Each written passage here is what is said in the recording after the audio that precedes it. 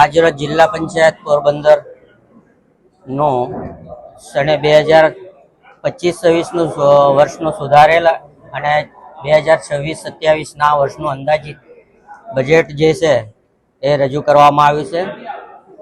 આજની સામાન્ય સભામાં જે બજેટ રજૂ કરવામાં આવ્યું છે, જિલ્લા પંચાયતનું પુરાંતવાળું બજેટ 138.74 લાખનું છે।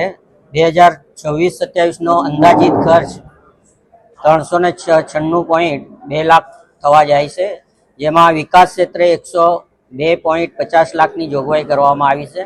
પંચાયત ક્ષેત્રે 29 લાખની જોગવાઈ કરવામાં આવી છે। શિક્ષણ ક્ષેત્રે 47.26 લાખની જોગવાઈ કરવામાં આવી છે અને સમાજ કલ્યાણ ક્ષેત્રે 10 લાખની જોગવાઈ કરવામાં આવી છે। જાહેર બાંધકામ ક્ષેત્રે 61.50 લાખની જોગવાઈ કરવામાં આવી છે। આમ જિલ્લા પંચાયતનું કુલ 396.2 લાખનું બજેટ આજે સામાન્ય સભામાં રજૂ કરવામાં આવ્યું છે અને જિલ્લાના વિકાસના કામોમાં વધુમાં વધુ ગતિ થાય એ માટેના તમામ પ્રયાસો કરવામાં આવ્યા છે।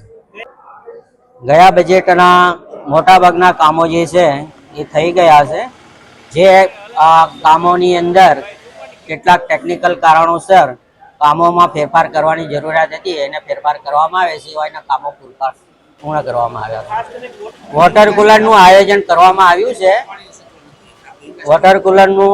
કરવામાં આવ્યું છે અને નજીકના ભવિષ્યમાં એ પૂર્ણ થશે। એમાં કેટલાક કામોની અંદર વહીવટી પ્રક્રિયાની અંદર લેટ થયું હતું, પણ હવે ટૂંક સમયમાં બધા કામો શરૂ થઈ જશે। વધારવામાં એટલો વધારો નથી થયો। ગયા વખતે જે સ્ટેમ્પ ડ્યુટીની જે આવક હતી અને સરકારશ્રીમાંથી જે આવક જે થઈ હતી એને કારણે થોડો આમ વધારો દેખાય છે, એટલે થોડી આવક જે વધુ થઈ છે એનો અમે વિકાસના કામોમાં સમાવેશ કરી લીધો છે। થઈ ગઈ છે અને તપાસની અંદર કોઈ તથ્ય બહાર આવ્યું નથી। કમિટીનો અહેવાલ સુપરત થઈ ગયો છે, ના કોઈ તથ્ય બહાર નથી આવ્યું। આજે આમ તો સામાન્ય સભા અને ખાસ કરીને બજેટ માટેની મિટિંગ હતી।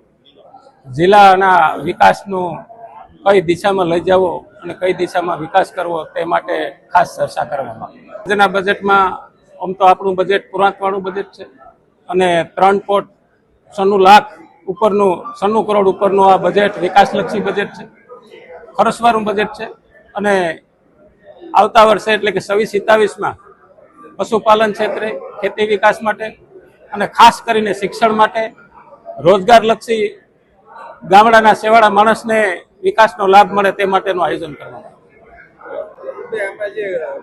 ગ્રામ્ય વિસ્તારની અંદર જે કોમ્યુનિટી હોલ અને શેડ બનાવવાનું આયોજન કરવામાં આવ્યું છે બજેટની અંદર, તો એ જગ્યા છે જે તે સમાજની કે વ્યક્તિઓની છે કે ગવર્મેન્ટની જગ્યાઓ છે?